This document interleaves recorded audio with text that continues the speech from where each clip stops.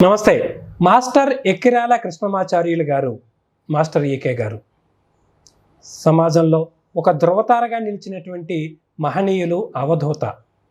Homeo కావచ్చు, జ్యోతిష్యం కావచ్చు, ఆధ్యాత్మికం కావచ్చు, సమాజానికి, భారతీయ సమాజానికి ఒక వేగుచుక్కలా నిలిచినటువంటి మాస్టర్ గారి గురించి మనం తెలుసుకునేందుకు మాస్టర్ గారి కుమారులైనటువంటి ఎక్కిరాల సుదర్శనం గారిని మనం పలకరిస్తున్నాం. నమస్కారం మాస్టర్ గారు. నమస్కారం అండి. ఎక్కిరాల కృష్ణమాచార్యులు గారు అనగానే అనేక కోణాలు కనిపిస్తూ ఉంటాయి. కానీ ఒక కోణం నుంచి మనం తెలుసుకునేటువంటి ప్రయత్నం చేద్దాము. వారు ఎక్కడి నుంచి వచ్చారు, ఈ తెలుగు ప్రొఫెసర్ అనేటువంటి మాట వింటాము. మరి ఈ సాహిత్యవేత్త, ఆధ్యాత్మికవేత్తగా ఎలా ప్రవేశించారు, ఎలాగ వారి ప్రస్థానం నడిచిందండి? ఎక్కిరాల కులాంబోధి విధుమానందరూపిణం అనంతార్యతనో జాతం కృష్ణం వందే జగద్గురుం శ్రీకృష్ణమాచార్యమంతపుత్రం సత్సాధుమిత్రం కరుణార్ద్రనేత్రం గురుం గురూణాం పితరం పితॄణాం అనన్యశేషశరణం ప్రపద్యే అనన్యశేషశరణం ప్రపద్యే అనన్యశేషశరణం ప్రపద్యే. ఎక్కిరాల కృష్ణమాచార్యులు గారు మా తండ్రి గారండి. ఆయన 1926 ఆగస్టు 11వ తారీఖు సాయంకాలం 5:30 గంటలకు బాపట్లలో జన్మించారు. ఆయన తండ్రి అనంతాచార్యులు గారు, ఎక్కిరాల అనంతాచార్యులు వారు. ఆయన సంస్కృత, ఆంధ్ర, ఆంగ్ల భాషల్లో పండితులు. బాగా ఆయన దగ్గరే చిన్నప్పటి నుంచి ఈయన విద్యాభ్యాసాలు చేశారు. ఆయన దగ్గర విద్యాభ్యాసాలు చేసి వేదాంగాలని కూడా నేర్చుకున్నారు ఆయన దగ్గరే. సరే, ఆయన చిన్నప్పటి నుంచి కూడా సాధన అనేది చేశారు. చిన్నప్పుడు గాయత్రి ఉపాసన చేస్తున్నప్పుడు సుమారు 27 వయసులో 25 ఏళ్ళ వయసులో గాయత్రి సాధన చేస్తున్నప్పుడు, ఉపాసన చేస్తున్నప్పుడు వారికి సివివి గారి దర్శనం అయింది. మాస్టర్ సివివి గారి దర్శనం. మాస్టర్ సివి గారి పేరు చాలామంది వినుంటారు, చాలామంది తెలుసు. కుంభకోణంలో ఉండేవారు. ఆయన పరమ గురువు అయిన వారి యొక్క దర్శనం అయ్యి ఆయన గైడెన్స్ అనేది అప్పటి నుంచి లభించింది. అప్పటి నుంచి కూడా వీరు ఇంకా ఆధ్యాత్మికంగా పైకి ఎదగడం జరిగింది. ఆధ్యాత్మికంగా అప్పటి నుంచి బాగా పైకి ఎదగడం మొదలెట్టారు. పరమ గురువు అయినటువంటి మాస్టర్ సివి గారి ద్వారా అనేక సంకేతాలు, అనేక విశేషాలు తెలుసుకోవడం. అయితే మాస్టర్ సివి గారు డైరెక్ట్ గురువు కాదు. ఎందుకంటే మాస్టర్ సివి గారు శరీరం విడిచిపెట్టిన కొన్ని సంవత్సరాల తర్వాత మాస్టర్ ఈకే గారు పుట్టారు. ఎందుకంటే డైరెక్ట్ డిసేబుల్ కాదు, కానీ గురువులు శిష్యుల్ని ఎంచుకుంటారు అని పెద్దలు చెప్తారు. ఆ విధంగా సివి గారు ఈకే గారిని శిష్యులుగా ఎంచుకుని ఆయన్ని ప్రేయర్లో వాటిలో ఛానల్లో ఇంకా గైడెన్స్ చేయడం. ఒకటే చెప్పారు, నువ్వు ఈ రోజు నుంచి ఎవరిని ఏది అడక్కు, నీకు కావాల్సింది నేను చూస్తా అని చెప్పారు. అప్పటి నుంచి కూడా ఆయన నడిపిస్తున్నారు. అదే భావంలో ఈయన మొత్తం జీవితం అంతా గడిపారు. అయితే ఇప్పుడు మాస్టర్ ఈకే గారు పేరు చెప్తే కనుక చాలామందికి గుర్తొచ్చేటువంటిది ప్రేయర్ అండి. ప్రేయర్ చేసుకుని మనం పని మొదలుపెట్టినట్లయితే, ప్రేయర్ చేసుకుని ఆ రోజు మొదలుపెట్టినట్లయితే చాలా బాగుంటుంది అని చెప్పేసి అంటారు. అంటే మాస్టర్ సివి గారి పరంపరలో కానీ, ఈకే గారి పరంపరలో కానీ ఈ ప్రేయర్ యొక్క గొప్పతనం ఏంటి, దీంట్లో ఉన్నటువంటి అనురూపకాలు ఏంటి? ప్రేయర్ అనేది మామూలుగా మనం వింటూ ఉంటాం. ఇది గురువుగారి ప్రేయరు. దాంట్లో నమస్కారం మాస్టర్ సివివి అని ఆయనకి 3 సార్లు చెప్పుకొని మనం మనస్సుని ఆత్మ సమర్పణ చేసుకుంటే అది మనం నడిపిస్తుంది అని చెప్పి ఆయన చెప్పారు సివి గారు. అదే మార్గాన్ని ఈకే గారు కూడా అవలంబించారు. అదే దీంట్లో మేము ఇప్పుడు మాకు గురువు, తండ్రి అంతా కూడా ఈకే గారే. మా అదృష్టం అది, ఎప్పుడో ఈ జన్మలో. కాబట్టి ఆయన ఇచ్చినటువంటి ప్రార్థన రోజు 2 పూట్ల చేసుకోవడం అనేటువంటిది అందరూ చేస్తూ ఉంటారు. దానివల్ల ఏంటంటే మనసు హాయిగా ఉంటుంది. తర్వాత శరీరం కూడా పవిత్రీకరణ చెందుతుంది, ఆత్మ కూడా సమర్పణ చెందుతుంది. అందుకని ప్రేయర్ అనేటువంటిది చాలా గొప్ప విషయం అన్నమాట. అది ఆయన చేసుకుంటూ అన్యాయాలు చేయిస్తూ ఉంటారు. అయితే మాస్టర్ ఈకే గారు ఉద్యోగంలోకి వచ్చిన సమయం కానీ లేదా తర్వాత తన ప్రస్థానాన్ని తీసుకెళ్తున్న సమయం కానీ చూసుకున్నట్లయితే ఆ సమయంలో సమాజంలో కులాలు, పెద్ద కులం చిన్న కులం అని, మతాలు పెద్ద మతం చిన్న మతం అని ఇంకోటి ఇలా ఉండేవని. కానీ మాస్టర్ ఈకే గారి యొక్క మార్గంలో ఎక్కడా కూడా ఆ పరిస్థితి కనిపించదు. అన్ని కులాలు అన్ని మతాలని సమాధానం చేసుకుంటూ ప్రేయర్ అందరూ చేసుకోవచ్చు, హోమం అందరం చేసుకోవచ్చు అనేటువంటి మార్గాన్ని ఏర్పాటు చేశారు కదా. ఎందుకు ఆయన అలాగా సమాజం కోసం ఆలోచించారు? ఏంటి దాంట్లో ఉన్న ఆంతర్యం అంటే ఇది యాక్చువల్గా మతం కులం అనేటువంటివి మొదటి నుంచి లేవు. బ్రాహ్మణ క్షత్రియ వైశ్య శూద్రులు అనేటువంటిది వర్ణములుగా ఇచ్చారు ఋషుల కాలంలో. అది మనకి పురుష సూక్తంలో కూడా ఉంటుంది. దాని గురించి అన్ని సూక్తాల వాటిలో కూడా ఇచ్చారు. అందుకని ఏంటంటే వాళ్ళు ఎవరైతే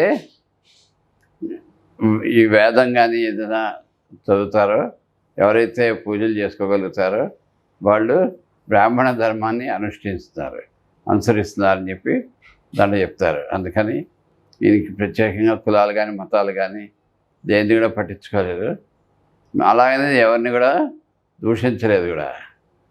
అది ఆయన ఎవరు ఆయన దగ్గరికి వస్తే వాళ్ళకల్లా వేదం ఇవన్నీ నేర్పేవారు.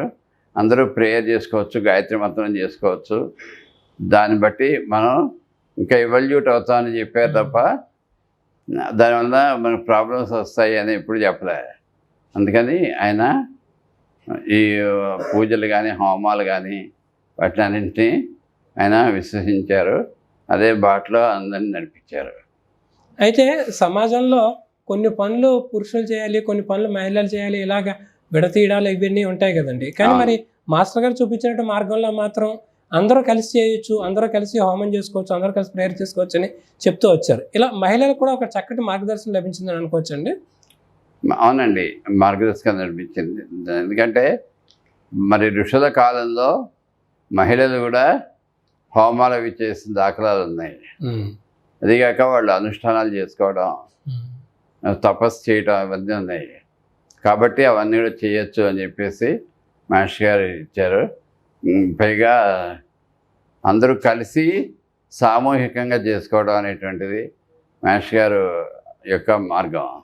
ఆయన యొక్క మార్గంలో అందరూ సామూహికంగా అన్నీ చేసుకోవాలి, అందరూ కలిసి జీవించాలి, దాన్నే సత్రయాగము అంటారు అని చెప్పారు. కాబట్టి ఆ సామూహిక జీవనంలో కంపల్సరీగా ఇవన్నీ ఇచ్చారు.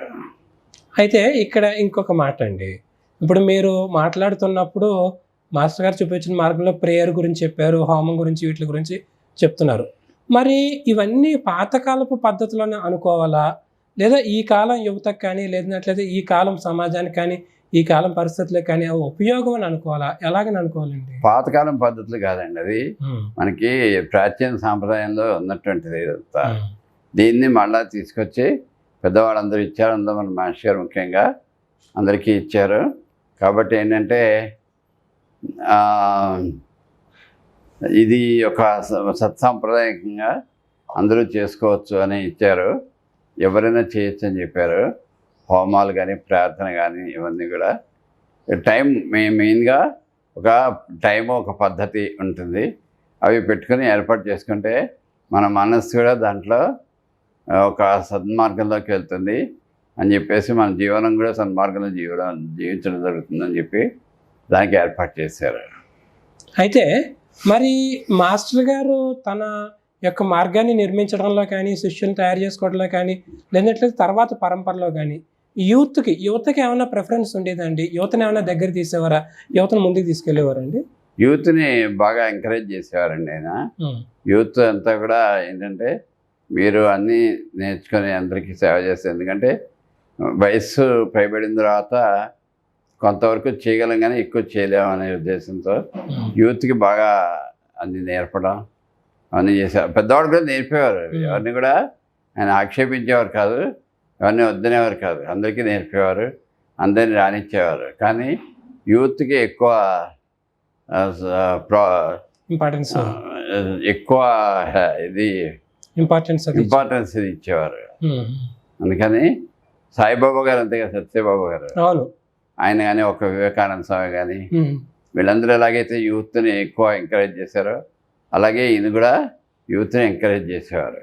చేసి మీరు ఇలా చేయాలి నేను కొన్ని మార్గదర్శకాలు చెప్పి కొన్ని స్పెషల్ క్లాసెస్ కండక్ట్ చేస్తూ వాళ్ళకి అన్నీ కూడా నేర్పేవారు. నేర్పి ముఖ్యంగా యూత్ని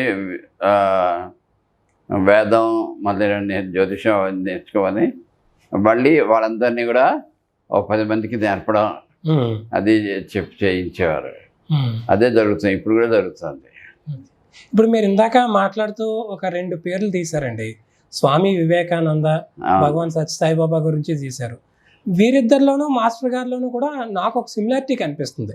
అంటే భారతదేశంలో ఉన్న గొప్ప అద్భుతమైనటువంటి సంపద ఏదైతే ఉందో, జ్ఞానం ఏదైతే ఉందో, అది ఇక్కడే ఉంచడం కాకుండా ఇతర దేశాలకు వెళ్ళి ఇతర దేశస్తులను కూడా ప్రభావితం చేసిన మహనీయులు అనిపించారు. మరి మాస్టర్ గారు కూడా అలా కొన్ని దేశాలు తిరిగారని అంటారు. ఏంటి వాటి యొక్క వివరాలు ఏంటి? అంటే ఆయన మొట్టమొదట ఆల్బర్ట్ సెసి అని ఒక ఆయన మహనీయులు ఉండేవారు. ఆయన మాస్టర్ గారి యొక్క ఆర్టికల్, ఒక మిహిర్ అనే మ్యాగజైన్లో ఆర్టికల్ చదివారు. చదివి ప్రభావితులై మాస్టర్ గారిని కాంటాక్ట్ చేశారు. లెటర్ రాసి ఇలా నేను పలానా తోటంట, మీరు ఒకసారి రాగలిగితే బాగుంటుందంటే వెంటనే మాస్టర్ గారు అక్కడికి వెళ్ళారు.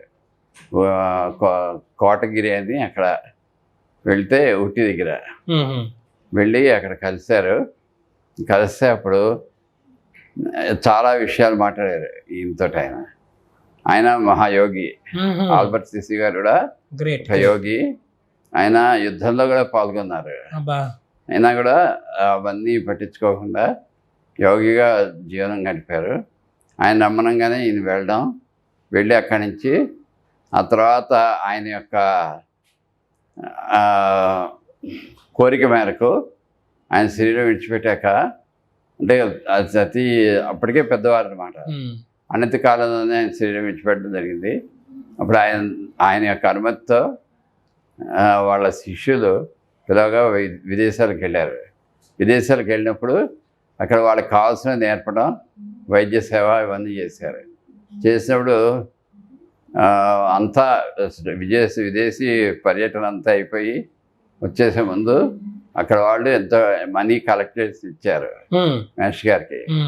ఇస్తే దేనికి అన్నారు అంటే మీకు ఇద్దామంటే అప్పుడు దాని గురించి చెప్పారు మాస్టర్ గారు. దాని గురించి జర్మనీ సందేశంలో చెప్తారు. శ్రీశైలంలో ఇచ్చిన జర్మనీ సందేశంలో ఏమని చెప్పారండి? అది ఏంటంటే మా భారతదేశం నుంచి ఎవరు వచ్చినా ఏదో ఎక్స్పెక్ట్ చేసి వస్తారని తెలుసు ఫారిన్ వాళ్ళకి. అందుకని నేను కూడా అలాగే వచ్చాను అనుకున్నారు. ఒక వివేకానంద స్వామి వెళ్ళినప్పుడు తనకు వచ్చింది, తనకు తెలిసింది అందరికీ నేర్పడం గురించి వచ్చారని చెప్పారు. మళ్ళీ నేను కూడా అలాగే వెళ్ళాను. ఆ డబ్బులు నాకు అక్కర్లేదు, నా పద్ధతి, నా కార్యక్రమాలు మీకు నచ్చితే ఇక్కడ సెంటర్ ఏర్పాటు చేసుకొని మీరు కూడా ఇదే కార్యక్రమం చేసుకోండి. చేసుకొని మీరు కూడా హోమియో సేవ, మిగిలిన సేవలు చేసుకోండి. దానికి మీరు ఈ డబ్బులు నేను ఫస్ట్ డొనేషన్గా ఇస్తున్నానని చెప్పి వెనక్కి తిరిగి ఇచ్చారు. డబ్బులు ఎప్పుడు తెచ్చుకోలేదు. అక్కడ వాళ్ళందరికీ కూడా తిరిగి ఖర్చు పెట్టేసి తర్వాత వాళ్ళందరికీ కూడా అన్ని నేర్పి వచ్చారు. ఓకే అండి. అయితే ఇక్కడ ఇంకొక చిన్న అనుమానం అండి. ఇప్పుడు అంటే మాస్టర్ గారు పర్యటన చేస్తున్నటువంటి ఆ సమయం 70s 80s అక్కడ పరిస్థితులు వేరు. ఇప్పుడు 2000 దాటిన తర్వాత ఇప్పుడున్న పరిస్థితులు ఏంటంటే మన యువత ఎంతసేపు కూడా ఇక్కడ చదువుకోవాలి, అక్కడికి వెళ్ళిపోయి సెటిల్ అవ్వాలనేటువంటిది బాగా ఎక్కువ కనిపిస్తుంది సమాజంలో ట్రెండ్. అది ఒక రకంగా చెప్పాలంటే మరి మనం మాస్టర్ గారి దృక్కోణంలో చూసినట్లయితే కనుక అంటే మన యువత ఇక్కడ చదువుకోవడం, అక్కడ సెటిల్ అవ్వడం మంచిదా, లేదంటే అక్కడికి వెళ్ళి మళ్ళీ తర్వాత మనకి ఇక్కడ వచ్చి మళ్ళీ ఇక్కడ దేశంలోకి వెళ్ళడం మంచిదా? అసలు దీన్ని ఏ రకంగా చూడొచ్చు అంటారు? అసలు అంటే ఎక్కడికి వెళ్ళినా కూడా ఒక మన భారతీయ సాంప్రదాయంలో కొనసాగుతుంటే మంచిది. అయితే ఏంటంటే భారతీయ సంప్రదాయం అనేది చాలా గొప్ప సాంప్రదాయంగా మనకి ఋషులు, పెద్దలు, మాస్టర్ కే గారు, సియు గారు వీళ్ళందరూ చెప్పినటువంటి విషయాలు. అందుకని ఏంటంటే ఎక్కడ చదువుకున్నా, ఎక్కడ సెటిల్ అయినా పర్వాలేదు, కానీ ఎక్కువ మంది విదేశీయులు Sure. భారతదేశానికి ఎప్పుడు వస్తాం, ఉమ్, భారతదేశంలో సెటిల్ అయితే బాగుండు, ఉమ్, భారతదేశంలో పుడితే బాగుండు అనేటువంటి ఆ, భావనతో ఉంటారు. అవును. ఆధ్యాత్మికమైనటువంటి ఆలోచన చక్కని ఆలోచనతో చక్కని భావంతో ఉంటారు. కాబట్టి మరి భారతదేశంలోనే ఎక్కువ సెటిల్మెంట్ ఉంటే బాగుంటుందని నా ఉద్దేశం. అదేలేండి. అయితే ఇక్కడ ఇందాక మీరు మాట్లాడుతూను మాస్టర్ గారు తన శిష్యులతోటి ఇక్కడ కూడా మీరు ఒక సెంటర్ ఏర్పాటు చేసుకోండి, హోమియోపతిని దాన్ని డెవలప్ చేయండి అని అన్నారు కదా. అవును. మనకి మాస్టర్ గారి జీవితంలో మరొక ముఖ్యమైన కోణం ఏంటంటే ఈ హోమియో వైద్యం ద్వారా సర్వీస్ అందించడం. అసలు మాస్టర్ గారు హోమియోని ఎందుకు ఎంచుకున్నారు, దాని ద్వారా ఎలాంటి సర్వీస్ చేయాలని కోరుకున్నారు, ఏంటండి దానికి ఉన్న నేపథ్యం ఏంటి? హోమియోపతి అనేది ఒక ఈ వైద్య శాస్త్రంలో ఒక మాస్టర్ గారు ఏం చెప్పారంటే ఒక పెద్ద గ్రంథంలో ఒక చాప్టర్ వంటిది ఇది కూడా అని చెప్పారు. అవునా? ఎంబీబీఎస్ కానీ హోమియో కానీ ఆయుర్వేదం కానీ ఇవన్నీ చాప్టర్స్ అంటే ఒక గ్రంథం, వైద్య గ్రంథాలు లేదండి దాంట్లో. అలాగా హోమియోపతి కూడా ఒకటి. అయితే ఏంటంటే మా రెండో అన్నయ్య గారు అంటే మా ఈకే గారి బుజ్జి గారు ఈవీఎం ఆచార్య అంటారు. ఆయన చిన్నప్పుడు క్లాసులు కూడా విన్నానండి. క్లాస్ విన్నారా? ఆయన చిన్నప్పుడు ఫిట్స్, మూర్ఛ వ్యాధి ఉండేది. దానికి అలోపతి వాడుతూ ఉండేవారు. డాక్టర్స్ చూపిస్తే డాక్టర్స్ చూసి ట్రీట్మెంట్ ఇస్తూ ఎలాగ కొంతకాలం నడుస్తుంది. అయితే ఎప్పుడైనా ఆయనకి తగ్గకపోవచ్చు, తగ్గకపోగా ఇలాగే ఎప్పుడప్పుడు చనిపోతాడని చెప్పారు. అయ్యో. అప్పుడు ఇంకా అలాగే చేస్తుంటే అక్కడ ఒక ఆయన గుంటూరులో మాస్టర్ గారి దగ్గరికి వచ్చిన ఆయన మామూలుగా మాస్టర్ గారి దగ్గరికి కలవడానికి వచ్చిన చూసి అయ్యో ఈ అబ్బాయికి హోమియోపతి వేస్తే బాగుంటుంది, ఆయన హోమియో డాక్టర్ అనమాట, హోమియోపతి వేస్తే బాగుంటుందని చెప్పి ఇస్తే తగ్గింది, కొంత మెరుగు కనిపించింది. అప్పుడు ఇంతలోకి మాస్టర్ గారు విశాఖపట్నానికి షిఫ్ట్ అవ్వడం జరిగింది. ఆ రోజుల్లో కమ్యూనికేషన్ వ్యవస్థ అంతా లేదు కాబట్టి ఫోన్స్ కూడా లేవు. ఇప్పుడు ఇక్కడ ట్రంక్ కాల్స్ అండి. అందుకని డాక్టర్ గారితో సంప్రదింపులు కష్టం అవుతుందని ఈయనే గ్రంథాలు తీసి హోమియోపతి వైద్యాన్ని అధ్యయనం చేశారు. అంటే మాస్టర్ గారు ఉద్యోగంలోకి వచ్చి పెళ్ళయి పిల్లలు పుట్టిన తర్వాత ఈ హోమియో మొదలు పెట్టారండి. అధ్యయనం చేశారు. Okay, great. అధ్యయనం చేసి దాంతో మా అన్నయ్య గారికి ట్రీట్మెంట్ ఇస్తే పూర్తిగా నివారణ జరిగింది. వారి చేతితో వేల కుటుంబాలకి ఉపయోగం కలిగింది. మరి ఒక రకంగా బుజ్జి గారు చాలా సౌకర్యం. అది పూర్తిగా నివారణ అయిన తర్వాత అప్పటి నుంచి ఏం చేశారంటే తన జేబులోంచి డబ్బులు తీసి హోమియోపతి మందులు కొనుక్కొచ్చి ఎవరికైతే హోమియో వైద్యం కాదో వాళ్ళందరికీ హోమియోపతి వైద్యాన్ని చేసి నివారణ చేస్తుండేవారు. అలా వ్యాప్తి చెందింది. ఆ తర్వాత ఏంటంటే ఏదైనా నేర్చుకుంటా అన్న వాళ్ళకి హోమియోపతి వైద్యం ఎలా చేయాలో కూడా నేర్పారు. అలాగా ప్రచారంలోకి వచ్చి ప్రస్తుతం ఏంటంటే డాక్టర్స్ కూడా హోమియో డాక్టర్స్ కూడా చాలామంది తయారయ్యారు. అంటే అటు మామూలుగా ప్రైవేట్గానే తయారయ్యారు, ఇటు బిహెచ్ఎంఎస్ చదివి తర్వాత మా అన్నయ్య గారు కూడా డిహెచ్ఎంఎస్ చదివించారు. చదివించి ఫుల్ టైం హోమియో డాక్టర్గా ఆయన్ని తయారు చేసి ఆయన ఏర్పాటు చేశారు.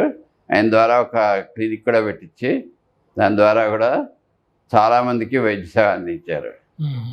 అయితే ఇప్పుడు ఈ హోమియో ద్వారా ఫ్రీ క్లినిక్లు ఫ్రీ అన్నారు కదా మీరండి. అవునండి. ఏంటండి ఈ కాన్సెప్ట్ ఏంటి? మన తెలుగు రాష్ట్రాల్లో ఎలా జరుగుతుంది, అది ఎప్పటి నుంచి ఉంది?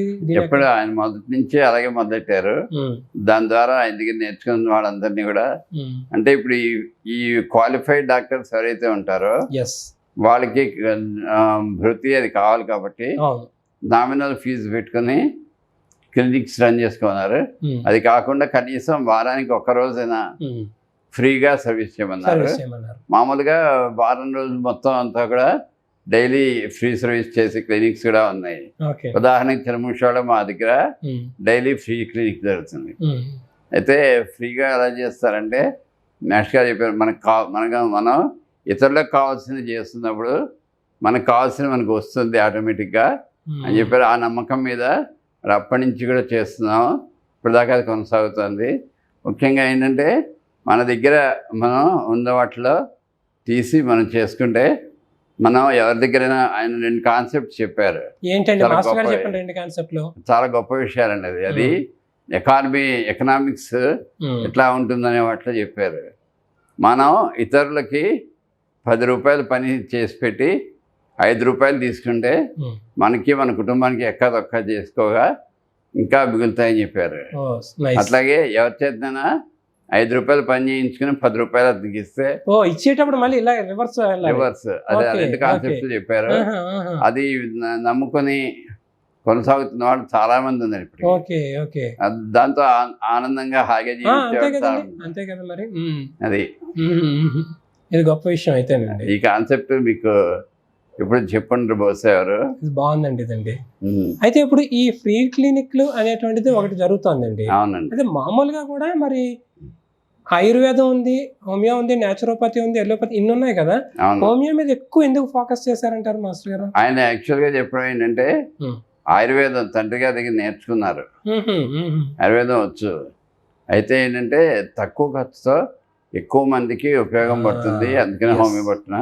కాదు ఆయుర్వేదమే చేయించుకుంటా అంటే ఆయుర్వేదం కూడా ట్రీట్మెంట్ ఇస్తాను నేను, కాకపోతే దానికి అయ్యే ఖర్చులు మటుకు మీరే పెట్టుకోవాలి, ఏంటంటే దానికి చాలా ఖర్చు ఎక్కువ ఉంటుంది ఆయుర్వేదంలో అని చెప్పారు. హోమియోలో అయితే మనం తక్కువ ఖర్చుతో, ఇప్పటికైనా అంతే, ఇప్పటికి కూడా మీ హోమియోలో మెడిసిన్స్ తక్కువ ఖర్చులో ఎక్కువ మందికి సర్వీస్ చేయొచ్చు అని చెప్పి వారు చెప్పిన ఇది జరుగుతుంది. సహజంగా మన సమాజంలో మిరాకిల్స్ కానీ, విచిత్రాలు కానీ, క్రానిక్ ఇష్యూస్ కానీ ఉంటే కనుక దానిని ఆసక్తిగా తెలుసుకుంటారండి. అందుచేత మాస్టర్ గారు ట్రీట్మెంట్ చేసినప్పుడు కానీ, బుజ్జి గారు ట్రీట్మెంట్ చేసినప్పుడు కానీ, లేదా మీరు ట్రీట్మెంట్ చేస్తున్నప్పుడు కానీ ఏవైనా అంటే ఇది ఎప్పటికీ జరగదు అనుకున్నది ఏదైనా కానీ సమస్య పరిష్కారం అవడము, లేదంటే టర్న్ అవడం అలా ఏమైనా జరిగాయండి? అంటే వైద్య శాస్త్రం, హోమియో వైద్యంలో కానీ ఒకసారి అంటే చాలా మందికి చాలా రకాల చాలా ఉంటాయి కానీ 1-2-3 ప్రేక్షకులకి అందులో ఒకటి ఏంటంటే రత్నం గారిని ఒక ఆవిడ వాళ్ళ ఆయన గారు కాల్టెక్స్ కంపెనీలో పనిచేసేవారు. అప్పట్లో నా చిన్నతనంలో విషయం ఇది. అయితే వాళ్ళ భార్య రత్నం గారికి బ్లడ్ క్యాన్సర్ వచ్చింది. వచ్చి డాక్టర్స్ చూసి ఇది తగ్గదు ఈవిడికి అని చెప్పి చెప్తే, అసలు మహేష్ గారు చెప్పింది ఏంటంటే హోమియో శాస్త్రంలో ఉంది, క్యాన్సర్ ఒకసారి బాడీ మీదకి వస్తే అది ప్యారియేషన్ కానీ తగ్గడం అనేది ఉండదు, ఏ వైద్య శాస్త్రం ద్వారా అయినా కూడాను అంతే అని చెప్పారు. చివరికి ఆ క్యాన్సర్తోనే వాళ్ళకి మరణం అనేటువంటి వస్తున్నారు. అయితే ఈ లోపల మనం వాళ్ళకి ప్యారియేషన్ అనేది జరిగి ఉన్నన్నాడు హాయిగా జీవించే మార్గం ఆయుర్వేదంలో కానీ హోమియోగా కానీ ఉందని చెప్పారు. అలాగే రత్నం గారిని ఆవిడకి బ్లడ్ క్యాన్సర్ వస్తే డాక్టర్స్ చెప్పారు మీరు ఎంతో కాలం బతకరు, ఇలాగ ఇది వస్తుందంటే చాలా భయపడ్డే. ఈ లోపల ఎవరో చెప్పారు ఇలాగ కృష్ణమాచార్య గారి దగ్గరికి వెళ్తే ట్రీట్మెంట్ జరుగుతున్నాయి. కాబట్టి ఆయన చూసి ట్రీట్మెంట్ ఇచ్చి నువ్వు కనీసం 22 ఏళ్ళు బతుకుతావు అని చెప్పారు. చెప్తే ఆవిడ ట్రీట్మెంట్ ఇస్తే 22 ఏళ్ళు బతికారు. ఆవిడ కొడుకులకి ఇద్దరికి కూడా పెళ్ళిళ్ళు చేశారు, మనల్ని ఎత్తుకున్నారు. అప్పటిదాకా ఆవిడ సర్వీస్ చేసేవారు. మహేష్ గారికి ఎప్పుడంటే అప్పుడు ఆవిడ ఏదో ఒకటి ఆ మహేష్ గారికి ఇష్టమైన పదార్థాలు చేసి తీసుకొచ్చేయడం, మహేష్ గారిని ఎప్పుడు దర్శనం చేసుకోవాలనుకుంటే అప్పుడు దర్శనం చేసుకోవడం ఇవన్నీ జరుగుతుండేవి.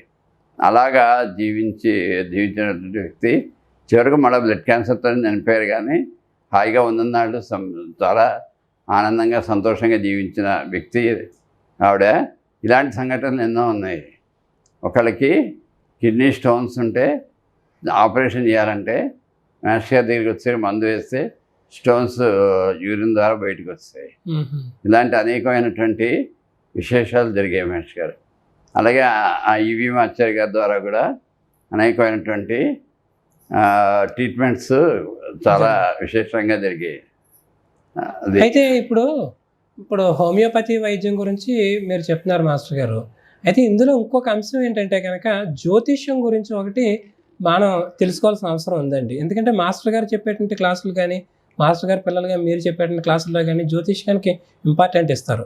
మరి కొంతమంది ఏమో అసలు జ్యోతిష్యం లేదు, ఇది అసలు ఒట్టి పురాణ విషయాలు, నాస్తికం అని ఇంకోటి అని చెప్తారు.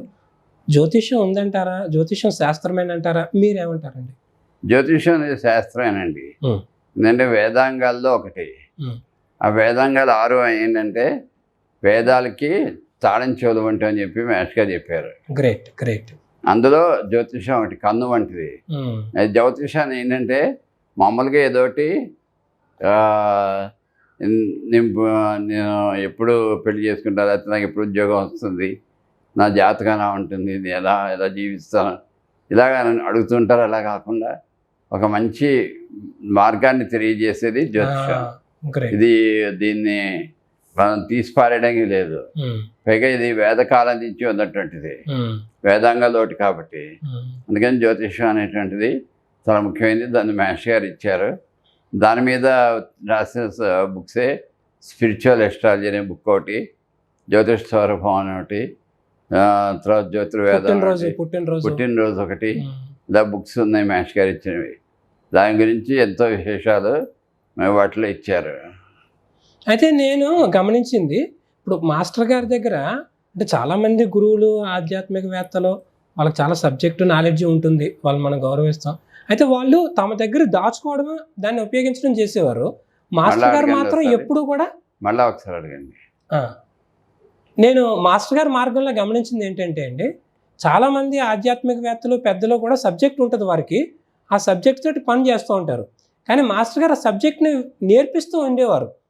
మా కుమారులకి మీలాంటి నలుగురికి నేర్పించారు, గురు శిష్యులకు నేర్పించారు. ఇలా నేర్పించడం ఎందుకు పెట్టుకున్నారు మాస్టర్ గారు? దీన్ని ఏంటంటారు, దీన్ని ఎలా చూడాలి? 10 మందికి నేర్పితే మన దగ్గర ఇంకా వృద్ధి చెందుతుంది అనేటువంటి కాన్సెప్ట్ ఆయన ముఖ్యంగా ఆయనలో ఉండేది. అదిగాక 10 మంది నేర్పితే వారు మళ్ళీ ఇంకో 10 మంది నేర్పితే అలా వ్యాప్తమై మొత్తం అంతా కూడా దర్శనీయంగా ఉంటుందని చెప్పి ఆయన ఉద్దేశం. అందుకని అలా నేర్పించేవారు. ఓకే అండి. అయితే ఇప్పుడు ఇందులో ఈ ఆస్ట్రాలజీ విషయంలోకి వచ్చినట్లయితే కనుక మరి చాలామంది పెద్దవాళ్ళు కూడా మాస్టర్ గారిని కలుసుకున్నారు. ఈ విషయంలో మాస్టర్ గారి యొక్క మార్గదర్శనం అది చేసుకున్నారని చెప్పేసి అని అంటారు. మాస్టర్ గారు మార్గదర్శనం చేసుకున్నట్టు పెద్దవాళ్ళు ఎవరైనా ఉన్నారండి? ఆనందాచార్యులు గారిని ఒక ఆయన ఉండేవారు. ఆయన దగ్గర నేర్చుకున్నారు. అలాగే ఇప్పుడు ఎంఆర్ఎల్ రావు గారిని ఆయన, తర్వాత ఎన్ఎస్ఎస్ రాము గారిని ఆయన, తర్వాత సిహెచ్ఎస్ఎన్ రాజు గారిని ఆయన, వీళ్ళందరూ కూడా మాస్టర్ గారి దగ్గర డైరెక్ట్ నేర్చుకున్నారు. మా మూడో శ్రీనివాస్ ఆయన మాస్టర్ గారి దగ్గర డైరెక్ట్గా ఎస్ట్రాలజీ, పామిస్ట్రీ ఇవన్నీ నేర్చుకొని ఎంతోమందికి క్లాసులు చెప్పడం, గైడెన్స్ ఇవ్వడం, తర్వాత ముహూర్తాలు పెట్టడం కానీ ఇవన్నీ కూడా చేస్తూ ఉండేవారు. అందుకని జ్యోతిషం అనేటువంటిది అది కూడా ఒక ముఖ్యమైన అంశం. అయితే ఇప్పుడు ఇంకొక కోణం అండి, ఇప్పుడు సహజంగా ఏంటంటే కనుక ఒక ట్రస్ట్ కానీ ఒక వ్యవస్థ కానీ ఏర్పాటైందంటే ఒక కేంద్రంగా ఒక చోట పనిచేస్తుంది, అంతవరకు అవుతుంది. కానీ మాస్టర్ గారి యొక్క ఈకే ట్రస్ట్ ఏదైతే ఉందో దీన్ని ఎట్లా స్టార్ట్ చేశారు? మరి అనేక చోట్లకి, చాలా పట్టణాలకి ఇది వ్యాపించింది. దీన్ని ఎలా వ్యాప్తి చెందింది? అంటే మాస్టర్ గారి టైంలో వ్యాప్తి చెందింది, మీ హయాంలో కూడా వ్యాప్తి చెందింది. ఎలాగే దీని ప్రస్థానాన్ని ఎలా చూడొచ్చు? అంటే ఆయన అప్పట్లో చాలామంది శిష్యులు తయారు చేశారు. తయారు చేసిన తర్వాత అంటే ఆయన ఎప్పుడు కూడా నేను గురువుని, నాకు వీళ్ళు శిష్యులు అని ఎప్పుడు కూడా భావించేవారు కాదు. వీళ్ళందరూ కూడా నాతో కలిపి నడిచేటువంటి అనుయాయులు అనుకునేవారు. అందరిని తయారు చేసి, అయితే వీళ్ళందరికీ మటుకు ఆయన గురువు గారు అనేటువంటి భావన మటుకు గురు భావన చాలా మందికి చాలా విషయాల్లో ఉండేది.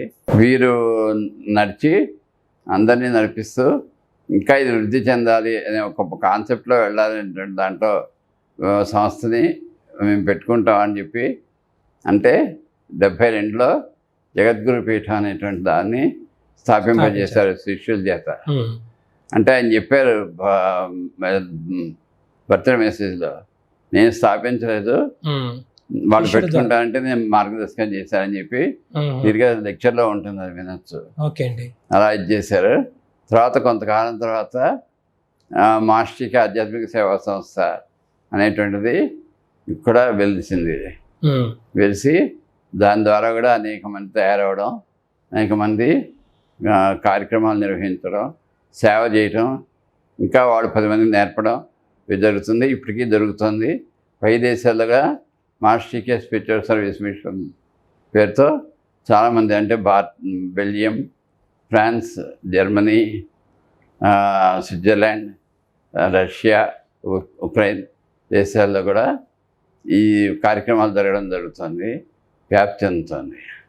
నేను మాస్టర్ గారి మెసేజ్లు ఇందాక మీరు అన్నట్లుగా మెసేజ్లో అప్పట్లో టేప్ రికార్డర్లో ఆడియో టేప్స్ ఉండేవి. ఆడియో టేప్స్ ద్వారా వినే భాగ్యం కలిగిందండి. చాలా సంతోషం. అయితే ఈ ట్రస్ట్ ద్వారా వివిధ కేంద్రాలు నడుపుతున్నటువంటి దీంట్లో గురు పూజోత్సవం ఒకటి ప్రధానమైనదిగా మనం చెప్తూ ఉంటామండి. ఏంటి గురు పూజోత్సవం యొక్క ఇంపార్టెన్స్ ఏంటి? ఎందుకు గురు పూజ చేసుకోవాలి? అందరం ఆ రోజు మాత్రం కలవాలి ఏంటంటారు? అదేంటంటే యాక్చువల్గా అందరూ కలిసి ఒక దగ్గర జీవించడం అనేటువంటిది దాన్ని సహజీవనము అంటారు. దాన్ని బృందావనం అంటారు. బృందావనం అనేటువంటి ఊరు ఉంది. ఆ ఊరు మాత్రమే కాదు, బృందావనం అంటే అందరూ కలిసి జీవించడం అనేటువంటిది ముఖ్యమైన విషయం. దానికి ఇదివరకట్లో సత్రయాగాలు మొదలైనటువంటి యాగాలు యజ్ఞాలు చేస్తూ ఉండేవారు పూర్వకాలంలో. అదేవిధంగా గురు పూజలు చేసుకుంటే కనీసం ఆ 3 రోజులు అందరూ కలిసి ఉంటారు. అది ఇంకా సంవత్సరం అంతా దాని యొక్క ఇంపాక్ట్ ఉంటుందని చెప్పి ఆయన గురు పూజలు మొదలెట్టారు. ఆ గురు పూజ మహోత్సవాల్లో అనేకమైనటువంటి కార్యక్రమాలు అంటే ఉపన్యాస ప్రేయరు, వేదపట్నం, గురుస్తుతి, తర్వాత పూజలు, ఉపన్యాసాలు ఇవన్నీ ఉంటాయి. సాయంకాలం సంస్కృతి కార్యక్రమాలు కూడా ఉంటాయి. ఇవన్నీ చేయడం వల్ల అందరూ కూడా చాలా ఉత్సాహంగా, పైగా అక్కడికి వచ్చిన వాళ్ళు ఎవరు కూడా మాకు ఇది జరగలేదు, ఇది అందలేదు, ఇది లేదు అనేటువంటి ఎక్కడా ఉండదు. అందరూ కూడా ఒకళ్ళకొకళ్ళు సేవ చేసుకుంటూ, హెల్ప్ చేసుకుంటూ ఆనందంగా జీవించడం గురు పూజ యొక్క మూలమైనటువంటి అంశం. అయితే ఇప్పుడు ఈ సంవత్సరం 2026 సంవత్సరం మన పరంపరలో ముఖ్యమైన సంవత్సరంగా కనిపిస్తుంది. అవునండి. మాస్టర్ గారి యొక్క సరి జయంతి ఉత్సవాలు కాబట్టి. అవునండి. అందుచేత ఈసారి జరిగేటువంటి గురు పూజల యొక్క ప్రత్యేకత ఏమైనా ఉందా? ఈ సరి జయంతి ఉత్సవాల్ని ఎలాగా నిర్వహించాలని ప్రయత్నం చేస్తున్నారు? అంటే 1926లో నిర్మించారు. అందుకని 2025 నుంచి 26 వరకు ఆగస్టు వరకు సరి జయంతి ఉత్సవాలు చేస్తున్నాము. ఈ భాగంగా అనేక కార్యక్రమాలు చేస్తున్నాము. గ్రంథ ఆవిష్కరణ కూడా చేస్తున్నాము. దీంట్లో ఏంటంటే ఈ సంవత్సరం ఆగస్టులో మామూలుగా ప్రతి సంవత్సరం 11, 12 తారీఖులు రెండు రోజులు గురు పూజలు చేస్తాం విశాఖపట్నంలో. ఈసారి ఆగస్టు 6 నుంచి 12 దాకా 7 రోజుల పాటు గురు పూజలు నిర్వహించాలనేది మేము ఒక ప్లాన్గా చేసుకుంటున్నాం. దాంట్లో భాగంగా అందరూ ఎక్కువ మంది దాంట్లో కలిసి జీవించడం మొదలైనటువంటిది ఉంటుంది. అదే ముఖ్యంగా చేసుకుంటున్నాం. ఎంతోమందికి మాస్టర్ గారి యొక్క ప్రణాళిక కానీ సేవ కానీ తెలియాలి అనేటువంటి ఒక సద్భావంతో చేసుకుంటున్న కార్యక్రమం ఈ సెంటినరీ ఉత్సవాలు. మాస్టర్ గారు విలేజ్ క్యాంప్స్ ఒకటి పెట్టేవారు. అప్పుడు అంటే మారుమూల విలేజెస్కి వెళ్ళిపోయి అక్కడ వాళ్ళకి ఏం కావాలో మేము కూడా వెళ్ళేవాళ్ళం అండి. ఒక ఎగ్జాంపుల్ చెప్తాను మీకు. ఒక విలేజ్కి వెళ్ళినప్పుడు ఒక తల్లి కూతురు ఉన్నారు. వాళ్ళకి ఇంక మగవాళ్ళు దిక్కు ఎవరు లేరు. వీళ్ళు కూడా ఉద్యోగం చేసుకోలేనటువంటి, ఏ పని చేసుకోలేనటువంటి స్థితిలో ఉన్నారు. ఈ కళ్ళారా చూసాను నేను. మీకు ఎలాగంటే ఎవరైనా తెచ్చి పెడితే మేము తింటాం, లేకపోతే మంచినీళ్ళు తాగి జీవిస్తాం అన్న పరిస్థితిలో ఉన్నారు. వాళ్ళకి ఏదైనా మందు కావాలంటే ఎవరైనా రోడ్డు మీదకి వెళ్ళి తీసుకొచ్చి ఇస్తే మందు ఇవ్వండి, లేకపోతే ఆ బాధతో అలా బాధపడుతుండే. అప్పుడు మేము విలేజ్ క్యాంప్కి వెళ్ళినప్పుడు చూసి వాళ్ళకి మందు ఇచ్చాం. అంటే అది మాకు ఒక భాగ్యం అంతే, అలాంటి వాళ్ళకి సేవ చేసుకోవడం అనేటువంటిది. అలా విలేజ్ క్యాంప్స్ కూడా ఏర్పాటు చేశారు. అప్పటి నుంచి ఇప్పటిదాకా విలేజ్ క్యాంప్స్ కూడా జరుగుతున్నాయి. అలాగా ఎవరికైనా అంటే మారుమూల గ్రామాల్లోకి వెళ్ళి మనం వైద్య సేవ, తర్వాత మిగిలిన సేవలు, తర్వాత ఏదైనా బట్టలు అవసరమైన బట్టలు అందించడం, కావాల్సిన వాళ్ళకి ఫుడ్ అందించడం, ఇలాంటి సేవలన్నీ కూడా చేస్తూ ఉంటాం. ఇది సత్య ఆర్గనైజేషన్లో కూడా జరుగుతుంది. అలాగే చాలా ఆర్గనైజేషన్స్లో జరుగుతూ ఉంటుంది. అది మన మాస్టర్ గారు కూడా అందించారు, అది చేస్తాం. ఫైనల్గా మాస్టర్ గారి యొక్క సందేశం కానీ, మాస్టర్ గారి యొక్క ప్రణాళిక కానీ ఈ తరం యువతగా ఉండాలి, ఈ తరం ప్రజలకు తెలియాలని మనం అనుకున్నట్లయితే కనుక మాస్టర్ గారి విజన్ ఏంటి, దాన్ని మనం ఎలా అర్థం చేసుకోవాలి, దాని ప్రకారం మనం ఎలా నడుచుకోవాలంటారండి మాస్టర్? అంటే ముఖ్యంగా ఏంటంటే మనం ఒకళ్ళకి సేవ చేయడం మన ముఖ్య ఉద్దేశం. తర్వాత మనం దేన్ని ఆశించకూడదు. ఆశించకుండా మనం చేయగలిగింది ఎంత చేయగలిగామో అంత చేస్తుంటే వెళ్తూ ఉంటే అప్పుడు మనకు కావాల్సింది కూడా భగవంతుడు మనకి ఇస్తాడు అనేటువంటిది ఆయన యొక్క ఉద్దేశం, ఆయన సందేశం కూడా. అందుకని మీరు ఎప్పుడు కూడా దాన్ని కొనసాగించండి అని చెప్పేవారు. సేవ కూడా అలాగే చేస్తూ ఉండేవారు. కాబట్టి అలా చేస్తారు. సెల్ఫ్ ఎంప్లాయ్మెంట్ అనేటువంటిది ముఖ్యంగా ఆయన ఇచ్చేవారు. మీరు ఒకళ్ళ మీద ఆధారపడడం కాదు, మీరే ఉద్యోగం, మీరు సెల్ఫ్ ఎంప్లాయ్మెంట్ ఏర్పాటు చేసుకుని 10 మందికి మీరే ఉద్యోగాలు ఇచ్చి 10 మందిని ముందుకు నడిపించండి. ఆ కాన్సెప్ట్లోనే చెప్పారు. ఇందాక చెప్పిన కాన్సెప్ట్, మీరు 10 మంది చేత పని చేయించుకున్నాడు వాళ్ళకి 10 రూపాయలు పని చేయించుకుంటే 20 రూపాయలు ఇవ్వండి అని చెప్పేవారు. అది ఆ కాన్సెప్ట్ తోటి ఇప్పటికీ దాన్ని అమలు పరుస్తున్నారు. మాస్టర్ ఈకే గారి యొక్క పరంపరలో మనం ఒక ఆధ్యాత్మిక కోణం చూసాము, ఒక సేవా కోణం చూసాము, ఒక ఆస్ట్రాలజీ వంటి కోణం చూసాము.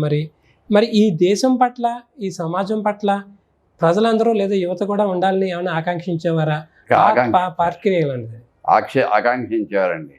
అందరూ కూడా మన భారత జాతి అనేటువంటిది, భారతదేశం అనేటువంటిది చాలా గొప్పది అని చెప్పేవారు.